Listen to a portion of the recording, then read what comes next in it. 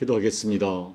하나님 아버지, 오늘도 새벽을 깨워 하나님 앞에 이렇게 무릎 꿇어 하나님을 구하게 하심을 감사합니다.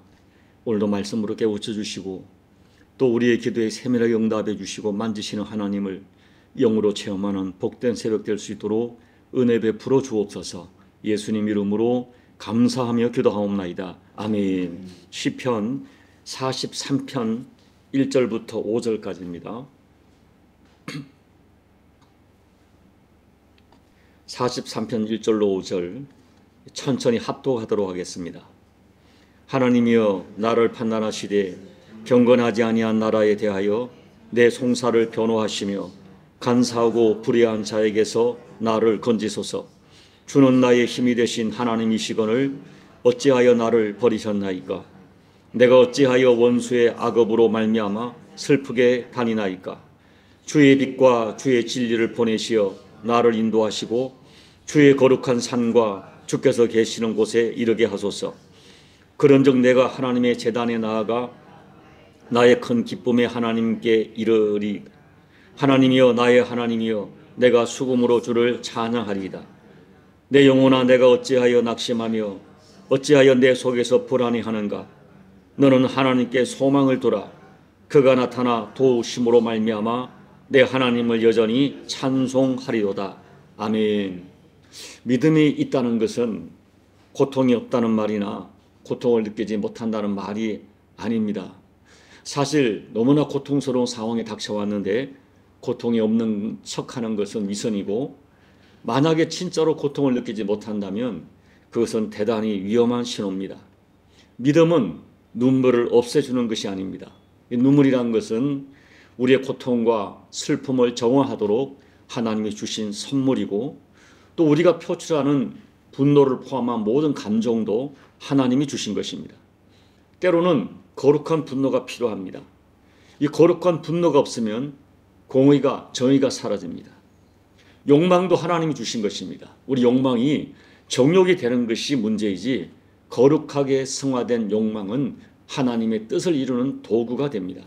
그러므로 여러분, 내게 감정이 표출되는 것에 대하여 너무 죄책감을 느끼거나 실망하지 마시기 바랍니다. 문제는 이 감정과 욕망이 통제력을 잃어버리는 것입니다. 우리가 힘들 때 울고 슬퍼하고 분노할 수 있습니다. 중요한 것은 그러한 감정들을 예수님 마음으로 다스리고 또 통제해서 다시 일어서는 것이 진짜 믿음의 능력입니다. 오늘 본문의 시편 기자는 하나님을 신실하게 믿고 있지만 지금 상황이, 형편이 너무나 극심한 고난 때문에 낙심하고 불안에 빠져 있습니다. 5절 전반부를 제가 읽어드립니다. 내 영혼아 내가 어찌하여 낙심하며 어찌하여 내 속에서 불안해하는가. 자기 자신에게 말하는 것이죠. 너 왜 이렇게 불안해하니? 왜 이렇게 두려워하고 왜 이렇게 낙심하는가? 여러분, 살다 보면 정말 낙심에 빠지고 불안에 빠지고 또 어떤 기도할 의욕까지 잃어버리고 아무것도 하기 싫고 또 그냥 주저앉고 싶을 때가 있습니다. 이러한 경험은 신실한 성도에게도 찾아옵니다. 우리가 그 유명한 엘리야의 갈멜산의 기도를 기억합니다. 그는 하늘의 불을 끌어내린 위대한 선지자지만 그 다음날 왕비 이세벨이 자기를 죽이겠다고 선포하자 광야로 도망가서 로뎀나무 아래서 하나님 이제 내 생명을 거두어 주십시오 라고 하나님께 죽음을 호소하는 극심한 침체에 빠집니다.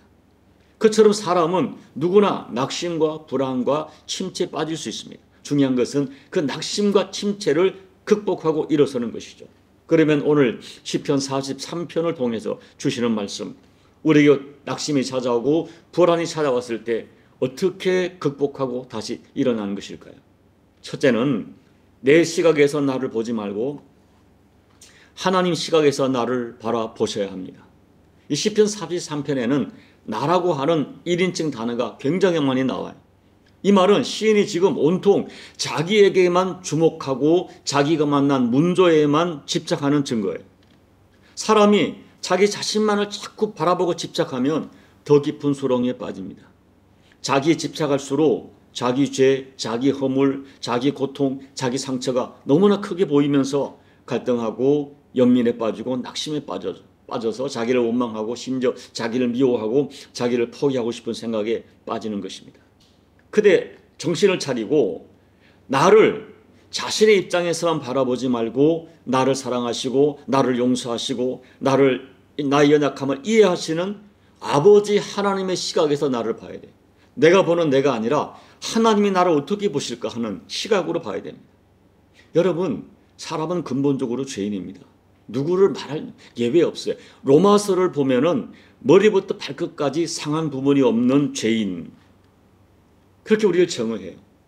우리에게 선한 것이 없다는 것입니다. 그러므로 자신에게 선한 것을 기대하고 몰두하면 몰두할수록 더 죄책감에 빠지고 낙심에 빠집니다. 여러분, 믿는 사람이 불신자보다 더 낙심할 이유가 있어요. 그것은 불신자들이 가볍게 생각하는 죄의 문제를 성도들은 너무나 심각하게 생각하기 때문에 죄책감에 빠지고 절망감에 더 크게 빠지게 됩니다. 죄가 여러분이 죄를 민감하고 예민하게 생각하지 말라는 말이 아니에요. 우리의 정체성이 그래. 세상이 모르는 죄에 대한 감각을 가지고 있기 때문에 우리는 죄에 대하여 예민합니다. 그런데 그 죄에 대하여 너무 깊이 빠지는 거예요. 죄책감. 깊은 죄책감에 빠지는 것이죠. 또 한편으로는 내가 진실로 믿음으로 하나님께 기도하고 응답을 소망했는데 기대한 것에 비하여 현실이 따라오지 않을 때 실망에 빠질 수가 있습니다. 그러면서 내 기도가 뭔가, 내 믿음이 뭔가 그렇게 빠지죠. 그런데 시편 43편 기자는 자신을 바라볼 때 별로 도움이 되지 않는다는 것을 깨닫고 자기 자신에게 말하는 거예요. 우리 5절을 한번 같이 읽어볼까요? 내 영혼아, 내가 어찌하여 낙심하며 어찌하여 내 속에서 불안해하는가? 너는 하나님께 소망을 두라. 그가 나타나 도우심으로 말미암아 내 하나님을 여전히 찬송하리로다. 너 왜 이렇게 불안해해? 왜 이렇게 두려워해? 낙심해? 너 원래 그런 존재야. 그런데 하나님은 너를 용서하셨어. 여러분, 본질적으로 부족하고 연약한 자신을 의지하지 말고 그렇게 부족하고 연약하고 죄 많은 너를 용서하시고 받아주실 뿐 아니라 여전히 사랑하시는 하나님을 바라보고 일어서라는 것입니다. 세상의 철학은 너 자신을 알라고 말하지만 성경은 하나님을 알라고 말해요. 하나님이 어떤 분인가? 하나님이 나를 어떻게 생각하는가? 나를 향한 하나님의 평가와 기대를 알게 될 때 우리는 나를 정확하게 볼 수 있습니다. 하나님은 죄 많고 연약하고 실수 범벅인 나를 아십니다. 다 아시면서 책망하시기보다는 회개하고 일어서라, 불쌍히 여기고 안타까워하시고 회복되기를 원하십니다. 우리가 육신의 아비가 되고 오메가 돼서 내 자식을 바라보는 그 심정과 비교 없이는 할 수 없는 마음으로 나를 보십니다. 그와 같이 부족한 나를 품어주시고 용서하시는 하나님의 시각으로 나를 볼 때 우리는 나에 대한 낙심을 이겨내고 불안을 이겨내고 현실 세계의 불안과 낙심스러운 상황을 이겨낼 수 있습니다. 둘째, 낙심스러운 상황에서도 계속 믿음의 길을 걸어가야 합니다. 자, 2절을 보십시오. 여러분, 시편 42편에서는 어찌하여 나를 잊으셨나이까 라고 하던 이 시인이 43편에 와서는 낙심하는 강도가 조금 강해져서 어찌하여 나를 버리셨나이까 라고 하소연합니다. 그런데 여러분, 곰곰이 생각해 보세요. 지금 이 사람이 낙심스러운 환경에서도 하나님께 나와 어찌하여 나를 잊으셨나이까, 어찌하여 나를 버리셨나이까 라고 하나님을 부르고 있는 것은 여전히 하나님을 신뢰하고 하나님의 도우심을 바라는 이 역설적 표현이에요. 다만 하나님의 침묵이 너무 길어지니까 힘든 것입니다. 힘든 나의 감정을 하나님 앞에 진솔하게 고백하는 거예요. 하나님의 긍휼하심이 끊어진 것 같은 현실이 견디기 힘들어서 하소연하는 것입니다. 그럼에도 불구하고 이 사람이 그 낙심스러운 환경에서 하나님을 향하여 입을 다물지 않고 있는 것은, 하나님을 향하여 탄식하는 것은 여전히 하나님을 기다리고 하나님을 신뢰하는 그런 내 심정을 하나님께 표현한 거예요. 그러므로 시편 43편은 탄식처럼 들리지만 여전히 하나님을 향한 강한 신뢰를 가지고 하나님을 찾는 것입니다. 그리고 여러분, 3절을 보십시오. 이런 마음을 가지고 어떻게 기도합니까? 3절 제가 읽어드립니다. 주의 빛과 주의 진리를 보내시어 나를 인도하시고 주의 거룩한 산과 주께서 계신 곳에 이르게 하소서. 이 말은요, 하나님 지금 어둡습니다. 아무것도 보이지 않습니다. 내게 이 빛이 없는 세상, 내 환경에 빛을 비춰달라는 요청뿐 아니라 아무리 세상이 캄캄해도 내 환경이 어려워도 나는 가야 할 길을 가겠다. 그러니 내 길에 빛을 비춰달라고 소망하는 거예요. 주의 빛이 비춰질 때 어둠은 사라질 것이고, 그러나 혹시 지금 그 빛이 비치지 않는 이 어둠 속에서도 나는 주님의 빛이 인도하는 대로 걸어가 그 거룩한 산에 이르기를 원하니, 아무리 어려워도 내 믿음을 지키기를 원하니 주님 나를 도와달라 하는 기도를 드리고 있는 것입니다. 이 시인은 고통 중에 하나님께 섭섭한 마음으로 탄식의 기도도 드렸지만 그 의식 밑바탕에는 여전히 하나님을 신뢰하고 하나님을 사랑한다는 믿음과 함께 아무리 어려워도 하나님이 내게 응답하지 않는 것처럼 보이는 현실 속에서도 나는 진리의 길을 계속 걸어가겠다는 믿음을 고백하는 것입니다. 결국 4절과 5절에서 하나님의 구원하심을 확신하고 기뻐하고 찬양하겠다고 고백합니다. 이제 말씀을 정리합니다. 여러분, 우리가 오늘 본문을 묵상하면서 이 시편 43편을 쓴 고라자손을 한번 묵상해 보시면, 이 고라자손은 사실 하나님께 평생 찬양해도 부족한 족속이죠. 우리가 민수기 16장을 보면 고라자손 전체가 하나님을 대적하고 모세를 반역하는 무리에 동참합니다. 그 결과로 지진이 나고 땅이 갈라져서 고라 가문 거의 전부가 갈라진 땅 속에 묻히는 무서운 심판을 받았습니다.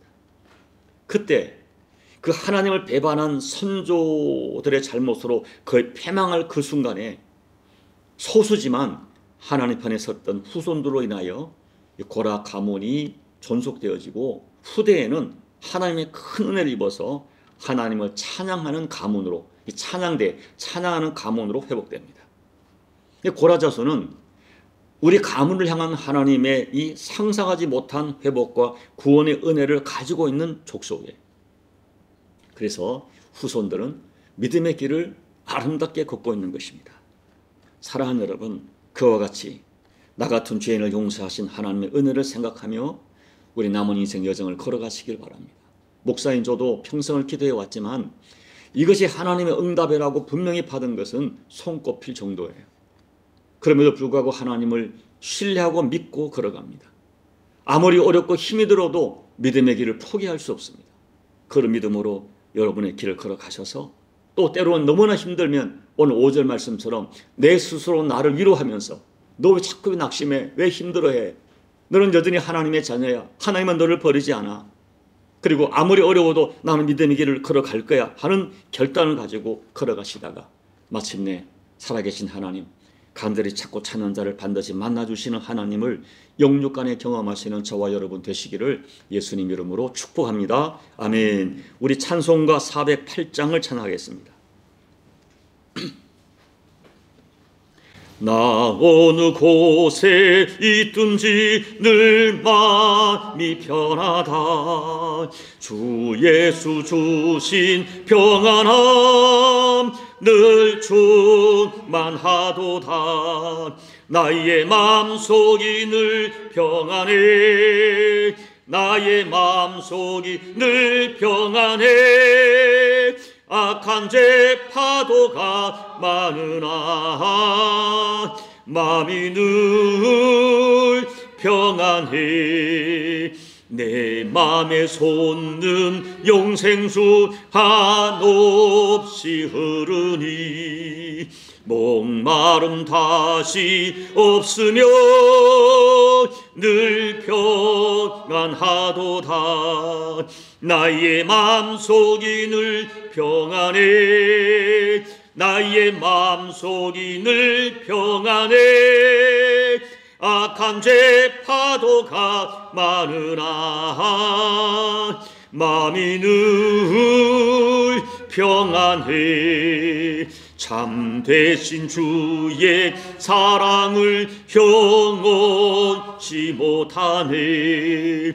그 사랑 내 맘 여시고 소망을 주셨네. 나의 마음속이 늘 평안해. 나의 마음속이 늘 평안해. 악한 죄 파도가 많으나 마음이 늘 평안해. 주의 고난을 왜 몸소 당했나. 주 함께 고난 받으면 멸류관 얻겠네. 나의 마음속이 늘 평안해. 나의 마음속이 늘 평안해. 악한 죄 파도가 많으나 마음이 늘 평안해. 하나님 아버지, 하나님을 정말 사랑하지만 베드로처럼 때또 하나님을 부인하는 것 같은 삶을 살았던 적이 우리에게도 많이 있었고, 하나님 낙심하고 불안하여 두려워하던 때가 있었음을 고백합니다. 그럼에도 불구하고 우리로 하여금 하나님을 떠날 수 없는 우리의 실체를 깨닫게 하시고, 또 하나님을 부르짖어 간구하며 때로는 몸부림치면서라도 주님 붙들고 걸어가게 하신 것을 감사합니다. 이 믿음으로 크고 작은 수많은 도전을 이겨내고 마침내 하나님의 구원하심과 하나님의 인도하심을 찬양하는 우리 모두가 되게 도와주옵소서.